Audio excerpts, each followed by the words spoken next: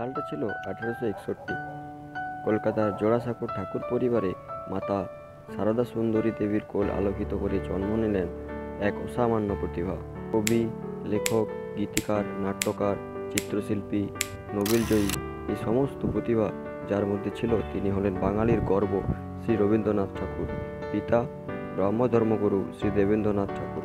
তিনি তার কর্মজীবনে মোট 13টি উপন্যাস রচনা করেন, তার মধ্যে গোরো হলো সর্বশ্রেষ্ঠ।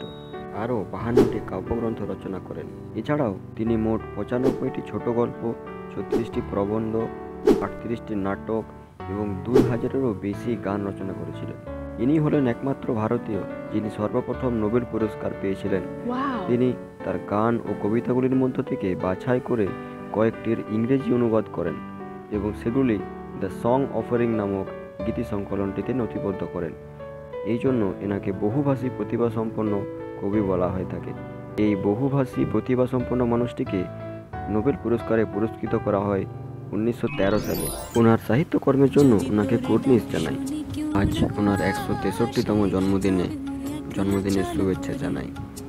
একলা চলো একলা চলো একলা চলো একলা চলো রে, একলা চলো একলা চলো।